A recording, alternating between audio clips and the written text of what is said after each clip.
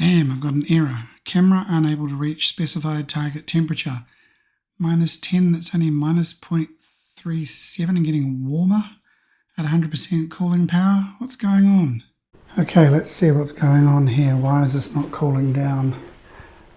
Oh, I can tell now. I can hear the problem, and that is there's a lack of a sound of a fan and the fan's not spinning. That'll be why. I think I need to replace the fan.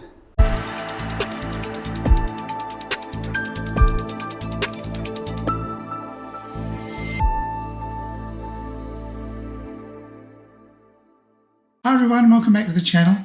Well look, I've got a bit of a problem with my ASI2600 that is sitting behind the back of my Skywatcher telescope.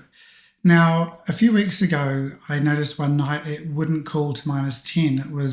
It sort of went into the minuses, and then it slowly got warmer and warmer, and it sat around 0 degrees. And I thought, what's going on here? And at the time, I was worried that there was something wrong with the camera. I did a few searches, and there'd been some comments about how you take the front of the camera off and you reset one of the cables. I think it's a data cable, and that sort of solves things. And I thought, oh gosh, do I have to do that? Anyway, I went out to the observatory, and at the time I had this Pegasus Powerbox Advance on the top instead of the SV Bony one that I've got on there now. And what I did was I unplugged it from one of the power outputs and I put it into another one. And strangely, the camera cooled down to -10, and it stayed like that for several nights. So when I made my video about the SV Bony 241Pro, I was, I have to apologize to my Powerbox Advance. I suggested that it might be that one of the power outputs was failing. And when I switched it to another power outlet, it all worked. So that made me think I wasn't getting power through one of them enough to make the camera cool down. However, since I replaced this box with the SV Bony 241Pro, the same problem is occurring. And I went out to the observatory to see what was going on and noticed there was no noise coming from the camera. When I say noise, I mean there was no fan noise, and the fan was just stationary. So the fan has stopped working. I'm sorry, Powerbox. I maligned you on YouTube. You weren't responsible for it. Seems like the fan has failed on my 2600. So I just went on to Testar's website. There are a few places in Australia you can buy them, but Testar always seems to have stock, whereas the other ones always seem to have everything on back order. Funnily enough, this is actually sold out now, so I must have got the last one. But you can see here it's 42 New Zealand dollars, so obviously half that if you want US dollars. And there was about $20 postage, so it cost me about $62. And it shows you how it all goes together. So you've got the pins go up here, you've got the back plates, and you've got the fan grill, and then you have a metal washer, rubber washer, metal washer, the fan, and then these nuts on the end, lock nuts. Now, when you are ordering it, you want to make sure that you're picking the right one. So there was a 40 by 40 by 10 and a 50 by 50 by 10. The ZWO Fan 50 is for the 2600, also the 6200, these other models as well, the 2600 MC Duo, etc. But yeah, just want to make sure you pick this one and not this one, otherwise that won't fit. And here it is in here. Okay, so here it is. Just carefully get the cord out. So in theory, this is exactly the same as the one that's on the camera now. And it also comes with all the parts if I need to replace them. I mean, the parts in the back of the camera are fine, but I might as well put the new ones on since they're here. So they've got the dampening washers and the grill at the back and the screws and everything. So now I have to get the whole camera off the back of the telescope. I'm going to take it off with the OAG and the filter wheel all intact. I don't need to take the camera actually off because I'm going to be going through the back of the camera. So I'm going to leave that all attached because that's bolted onto the filter wheel. I don't need to unbolt it. I'll just unscrew it out of the imaging train and bring the whole thing in, and then take the back off, and we'll swap over the fan. Okay, so we can keep the whole imaging train here intact. I've got my off-axis guide, filter wheel and camera here. I don't want to take the camera off this anyway because it's bolted on, but I don't need to because I've got to get in the back here and replace this fan. So what I need to do first is take off these 4 screws. to take this back off, and then I can get to the fan.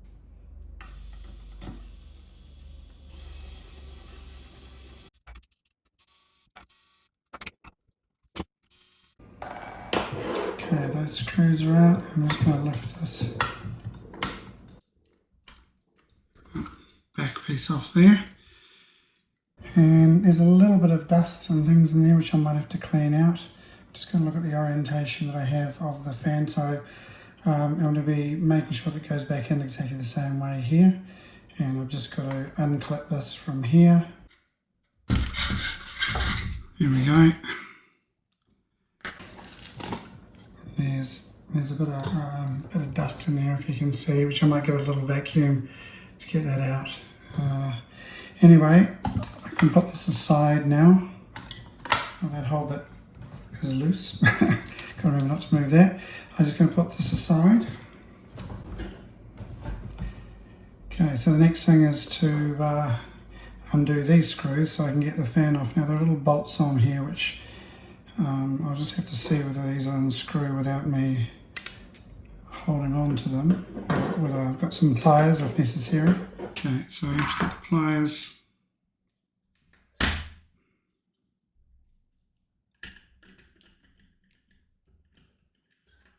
Like that. And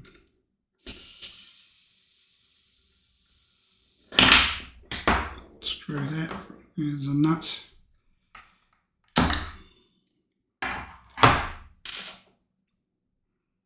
And you've also got to make sure that you keep an eye on what the story is in here. So if I just show you on the camera, when you're putting it back together again, make sure you've got washer, then the rubber bit, and then washer again, and then your fan, or a fan goes on next. So just get the rest of these off.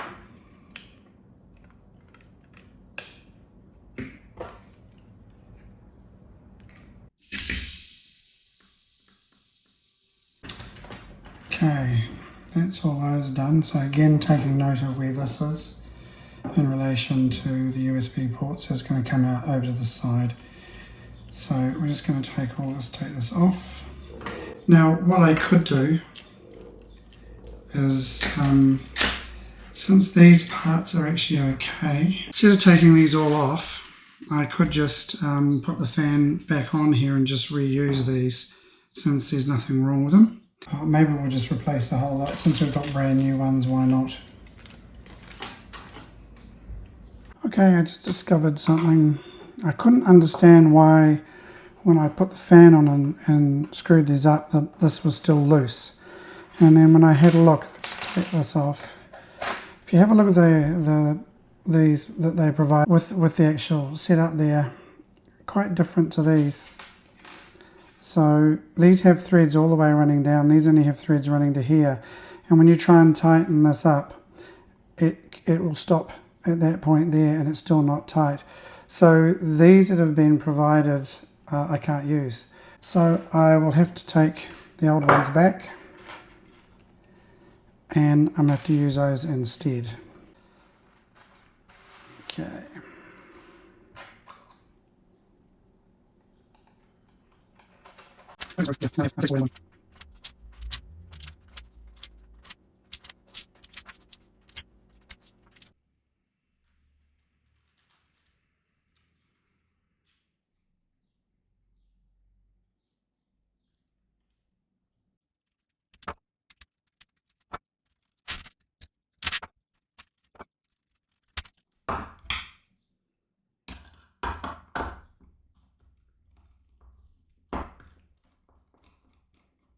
Okay, that's on. It's a little tricky to know exactly how tight to do these. I guess the idea behind these was that they're supposed to stop at the right place, but it wouldn't screw any further down here, so these wouldn't go tight. But anyway, I used the old ones, and I think they're on okay.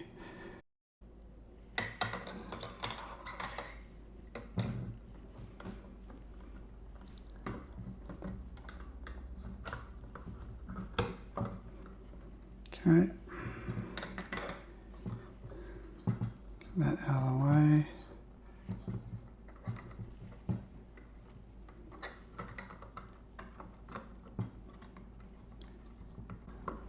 back on there like that, and then put the screws back on.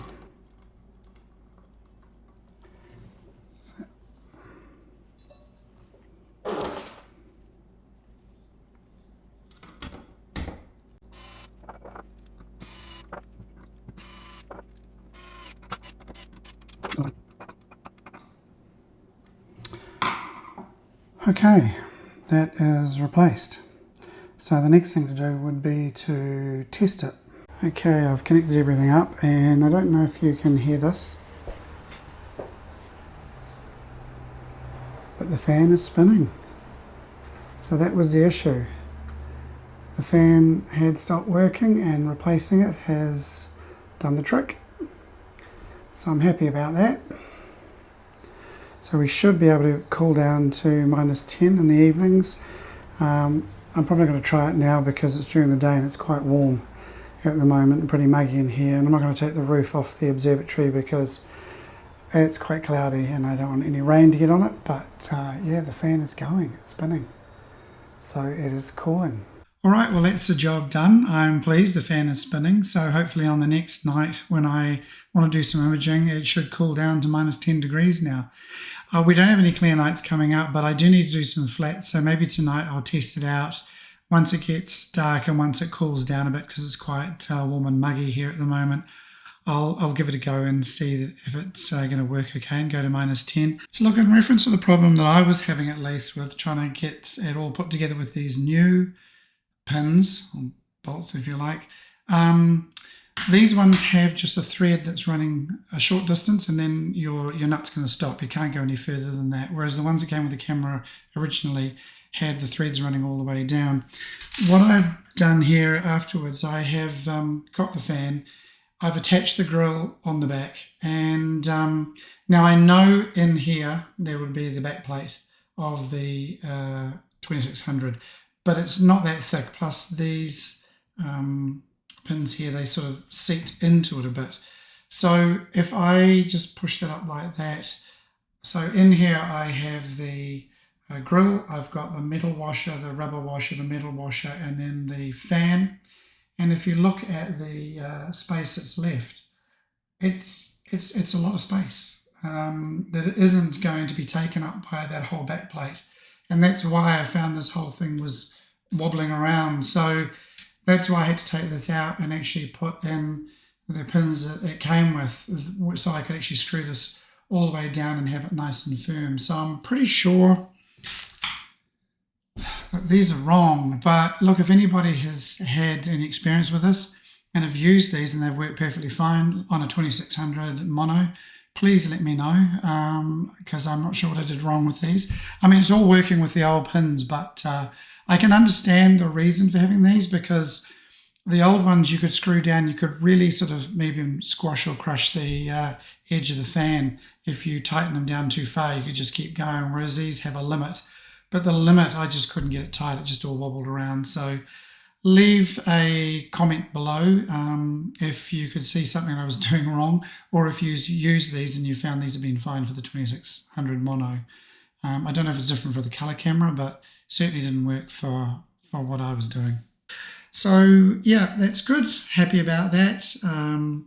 So it seemed to be that it was obviously a fan that died. Don't know why, but it just did. I have seen some other videos about replacing the fan. So, you know, this obviously happens, and they're not too expensive. It was 62 New Zealand with postage. So yeah, not a big expense, and a lot cheaper than having to pack up the whole camera and sending it back.